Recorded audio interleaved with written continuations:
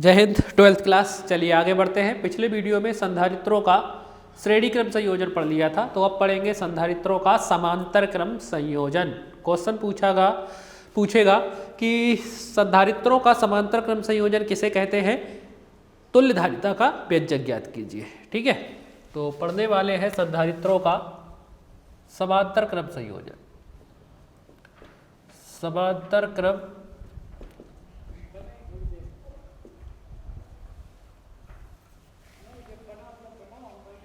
संधारित्रों का समांतर क्रम संयोजन। ठीक है, चलिए देखिए, तो समांतर क्रम में जोड़ना है तो कैसे जोड़ेंगे समांतर क्रम में। चित्र देखिए यहाँ पर,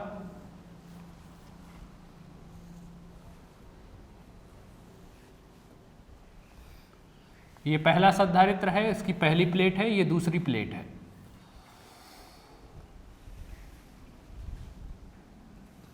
ये दूसरा संधारित्र है, ये वाली पहली प्लेट है, ये दूसरी प्लेट है। एक और ले लेते हैं, मान लीजिए तीसरा संधारित्र।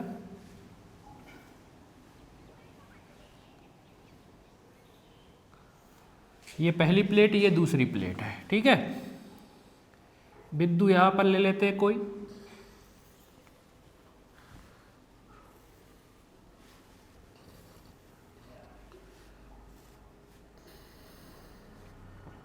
नाम दे देते हैं इस बिंदु को ए। इस बिंदु को क्या नाम दिया, ए। ऐसे ही यहां पर दूसरा बिंदु लेते हैं,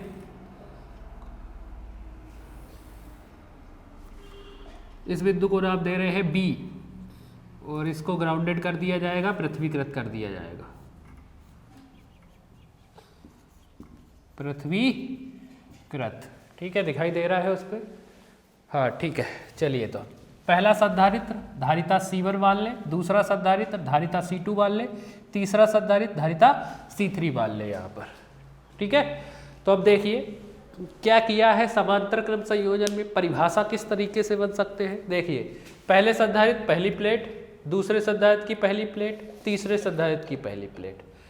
पहली सभी संधारित्रों को, पहली प्लेटों को एक बिंदु पर अपन ने एक साथ जोड़ दिया है।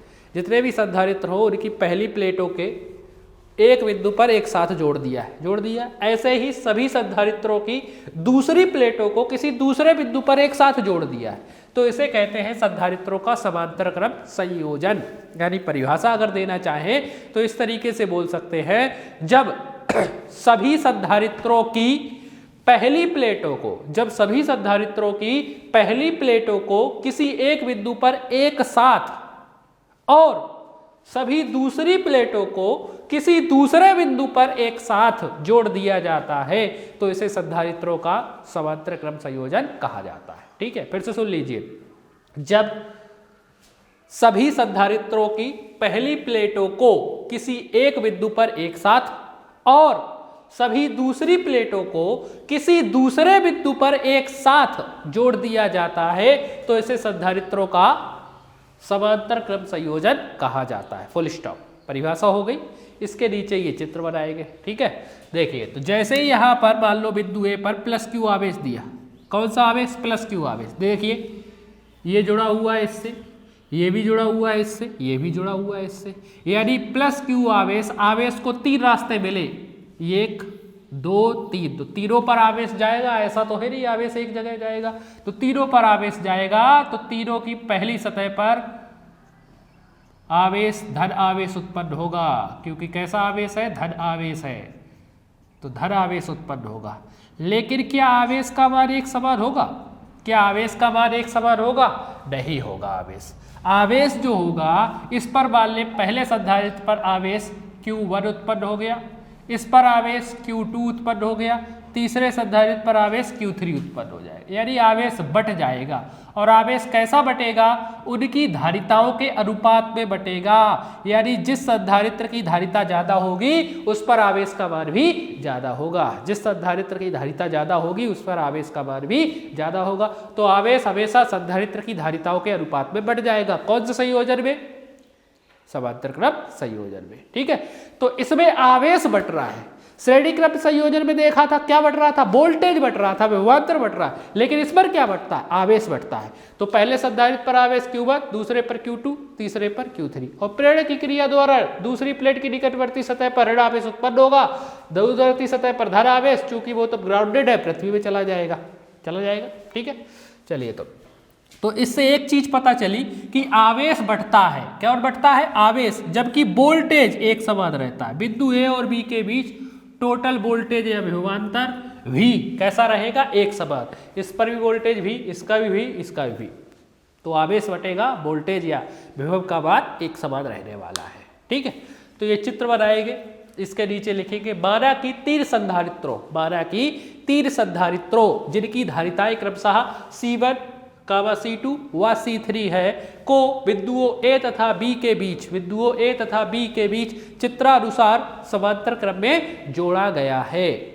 जब बिंदु A पर प्लस Q आवेश दिया जाता है तब तीनों संधारित्रों पर आवेश उनकी धारिताओं के अनुपात में बढ़ जाता है। तब तीनों संधारित्रों पर आवेश उनकी धारिताओं के अनुपात में बढ़ जाता है। इसका मतलब जिसकी धारिता ज्यादा उस पर आवेश ज्यादा, जबकि विभव का मान एक समान रहता है। नीचे लिख देंगे माना कि इन पर उत्पन्न आवेश क्रमशः Q1, Q2 व Q3 है। पहले संधारित्र पर आवेश Q1, दूसरे संधारित्र पर Q2, तीसरे संधारित्र पर Q3 आवेश उत्पन्न हो रहा है। ये लिख लेंगे यहाँ पर। ठीक है, फिर से सुन लीजिए, सबसे पहले परिभाषा, फिर ये चित्र बनाएंगे, फिर इसके नीचे क्या लिखने वाले एक बार फिर से सुन लीजिए। माना कि तीन संधारित्र जिनकी धारिताएं क्रमशः C1, C2 व C3 है को चित्रानुसार समांतर क्रम में जोड़ा गया है।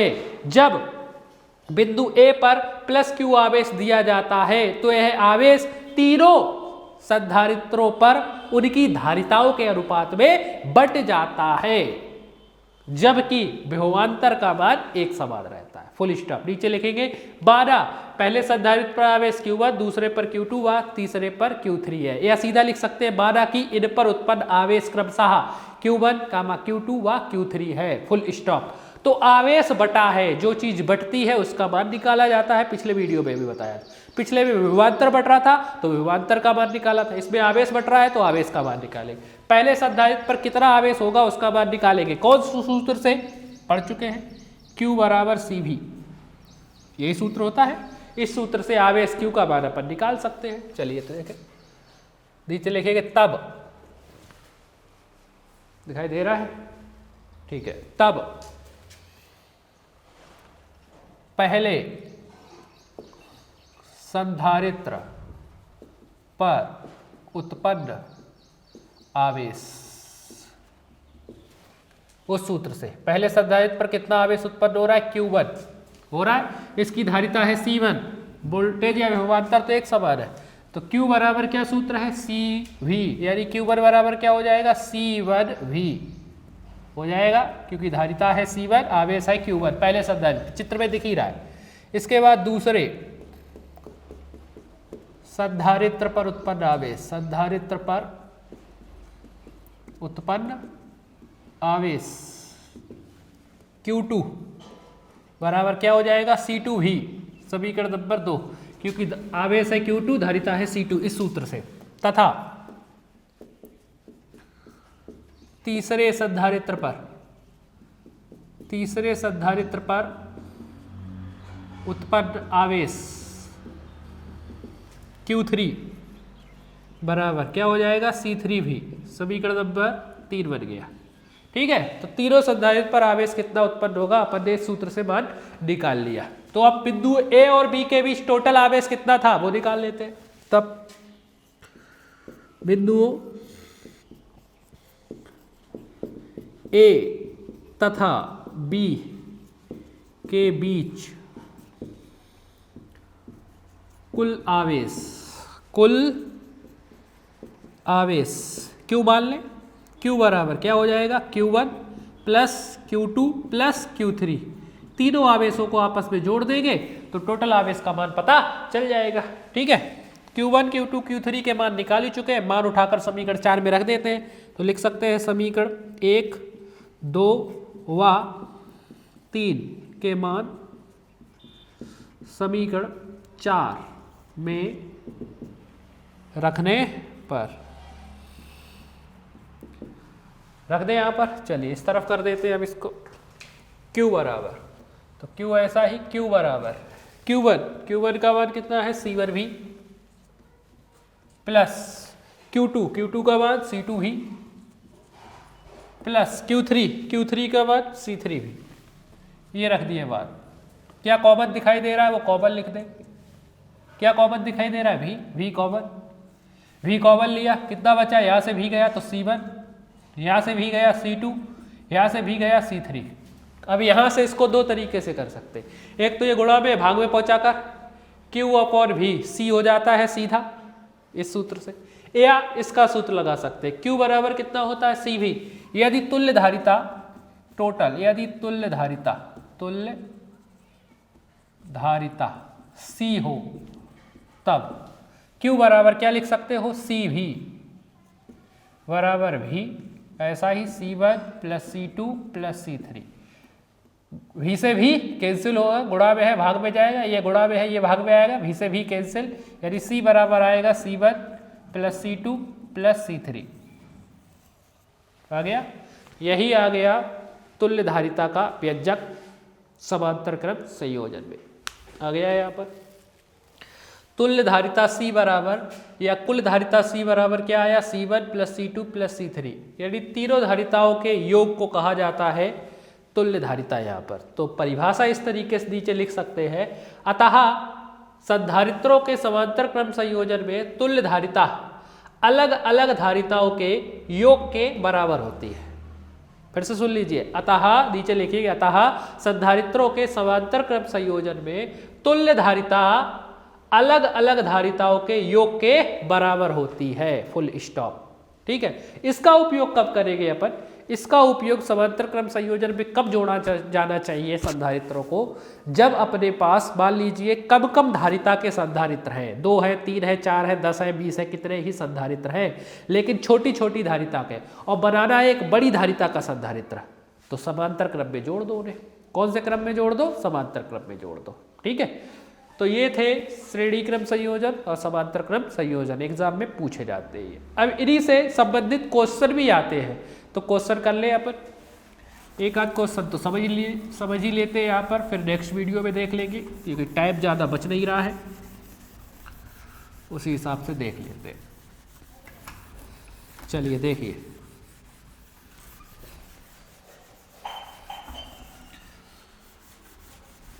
इनका न्यूमेरिकल करें, क्वेश्चन करें इनके श्रेणी क्रम संयोजन के और समांतर क्रम संयोजन के।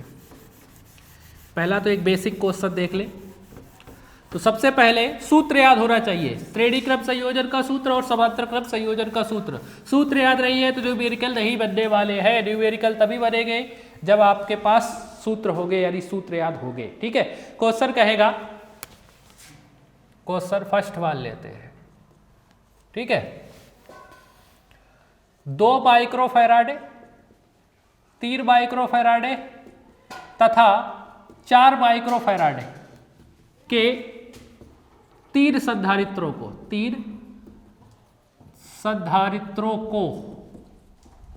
पॉइंट ए श्रेणी क्रम तथा पॉइंट बी समांतर क्रम में जोड़ा गया है। तुल्य धारिता ज्ञात कीजिए। तुल्य धारिता ज्ञात कीजिए। ये अपन ने एक क्वेश्चन लिख लिया है। 2 माइक्रोफैराडे, 3 माइक्रोफैराडे और 4 माइक्रोफैराडे के 3 संधारित्रों को पॉइंट ए श्रेणी क्रम में जोड़ा है, फिर पॉइंट बी समांतर क्रम में जोड़ा है। तुल्य धारिता का व्यंजक ज्ञात करना, यानी इन्हीं को एक बार जोड़ना है श्रेणी क्रम में और इन्हीं तीनों को एक बार जोड़ना है समांतर क्रम में, और तुल्य धारिता का व्यंजक अपने को ज्ञात करना है। ठीक है, चलिए देख लेते हैं। तो अपन मान लेते हैं इनके मान। माना कि C1 बराबर अपन मान ले 2 माइक्रोफैराडे। ठीक है, C2 बराबर मान ले 3 माइक्रोफैराडे और C3 बराबर मान लेते हैं 4 माइक्रोफैराडे। माइक्रोफैराडे धारिता का मात्रक फैराडे होता है, चालक की धारिता का मात्रक फैराडे या फैरड होता है। माइक्रो फैराडे, यहाँ पर 1 माइक्रो फैराडे बराबर होता है 10⁻⁻6 फैराडे, यानी माइक्रो फैराडे फैराडे का छोटा मात्रक होता है। धारिताएं कम कम होती है इसीलिए माइक्रो फैराडे में लिखी जाती है। फैराडे एक बड़ा मात्रक है और माइक्रो फैराडे एक छोटा मात्रक है, और 1 माइक्रो फैराडे बराबर कितना होता है 10⁻⁻6 माइक्रो फैराडे, इसीलिए माइक्रो फैराडे में लिखा, मतलब छोटे छोटे मात्रक है, धारिता का मान कम कम है यहाँ पर। ठीक है, चलिए अब जोड़े कौन से क्रम में, श्रेणी क्रम में जोड़ लेते हैं। पहला पॉइंट ए, श्रेणी क्रम संयोजन में, श्रेणी क्रम संयोजन में सूत्र तुल्य धारिता का क्या होता है, 1/c बराबर 1/c1 plus 1/c2 plus 1/c3, यही होता है श्रेणी क्रम में। चलिए तो 1/c ऐसा ही तुल्य धारिता है c, 1/c1 का मान 2 प्लस 1/c2 का मान 3 प्लस 1/c3 का मान 4। देखिए भिन्न है, कैसे सॉल्व होंगी, एलसीएम लेकर 2, 3 और 4 का एलसीएम कितना ले सकते हैं। एलसीएम छोटी से छोटी संख्या होती है जो दी गई संख्याओं से कट जाना चाहिए। ठीक है, कितना ले सकते हैं, 4 तिया 12, 2 से भी 12 कट जाएगा 6 बार, 3 से भी 12 कट जाएगा 4 बार, 4 से भी 12 कट जाएगा 3 बार, और तो छोटा हो नहीं सकता, इनका एलसीएम 12 ही आएगा। ठीक है, तो 2 से 12 कितनी बार कटा, 2 से 12 6 बार, 6 का गुणा ऊपर 1 में 6 एकम 6, प्लस 3 से 12 4 बार, 3 चौके 12, 4 एकम 4, प्लस 4 से 12 3 बार, 3 एकम 3, ये आ गया हमारे पास। ठीक है, इस तरफ कर दें अब इसको, तो 1/c बराबर 6, 4, 10 और 3 13, 6, 4, 10 और 3 13/12, तो 1/c बराबर आया 13/12, या व्युत्क्रम कर दो उल्टा, 1/c का उल्टा c/1, 1 लिखने का तो कोई मतलब नहीं, इधर उल्टा किया है तो जाहिर सी बात इधर भी उल्टा करना पड़ेगा। 13/12 का उल्टा 12/13 माइक्रो फैराडे, ये आ गया हमारे पास। ठीक है, 12/13 माइक्रो फैराडे आ गया। देखिए तो काटेंगे तो दशमलव में आ जाएगा, 13 से 12 नहीं कटेगा, क्या करना पड़ेगा, दशमलव लगाना पड़ेगा, दशमलव लगाओगे 0 बढ़ जाएगा। 13 का पहाड़ा इतनी बार 120 से ज्यादा ना हो, तो 13 नमा की 117, 13 नमा की 117, 120 में से 117 घटाए कितने बचे 3, दशमलव लगी है 0 बढ़ जाएगी, 13 दूनी 26, तो कितना आया 0.92 माइक्रो फैराडे, 0.92 माइक्रो फैराडे। देखिए तो श्रेणी क्रम संयोजन में धारिता का मान कम हो गया है, तुल्य धारिता कम हो गई कि नहीं होगी। देखो ये 2 माइक्रो फैराडे, 3 माइक्रो फैराडे, 4 ये इनकी धारिता ज्यादा है, और इन्हें अपन ने कौन से क्रम में जोड़ा, श्रेणी क्रम में, तो तुल्य धारिता घट गई। तो इसीलिए बोला था अगर अपने को तुल्य धारिता का मान कम करना है तो संधारित्रों को कौन से क्रम में जोड़ना चाहिए, श्रेणी क्रम में जोड़ देना चाहिए। ठीक है, चलिए अब देख लेते हैं समांतर क्रम संयोजन। तो इसी के नीचे पॉइंट भी, समांतर क्रम संयोजन में इधर ही कर देते हैं। सूत्र C बराबर क्या होता है, C1 plus C2 plus C3, यही होता है। C बराबर C1 का मान 2, C2 का मान 3, C3 का मान 4, C बराबर 2, 3, 5, 4, 9 माइक्रो फैराडे। तुल्य धारिता कितनी आई, 9 माइक्रो फैराडे, 9 माइक्रो फैराडे यानी बढ़ गई। देखो ये था 2, ये 3, ये 4, छोटे छोटे संधारित्र थे जिनकी धारिता का मान कम थी, तो अपन ने एक बड़ी धारिता का संधारित्र बढ़ा दिया। देखिए 9 माइक्रो फैराडे। इसीलिए जब संधारित्रों को समांतर क्रम में जोड़ दिया जाता है तो अपने को अधिक धारिता का संधारित्र प्राप्त हो जाता है। ठीक है, तो क्या समझ में आया इससे ये चीजें समझ में आ रही है, अगर अपने पास अपने को कम धारिता का संधारित्र प्राप्त करना है तो दिए गए संधारित्रों को कौन से क्रम में जोड़ दो, श्रेणी क्रम संयोजन में जोड़ दो। और अगर अधिक धारिता का संधारित्र प्राप्त करना है तो दिए गए संधारित्रों को कौन से क्रम में जोड़ दो, समांतर क्रम में जोड़ दो। ठीक है, तो ये एक बेसिक क्वेश्चन था संधारित्रों के श्रेणी क्रम संयोजन का और समांतर क्रम संयोजन का। ठीक है, नेक्स्ट वीडियो में अपन और न्यूमेरिकल करने वाले हैं। चलिए इसको यही खत्म करते हैं। जय हिंद।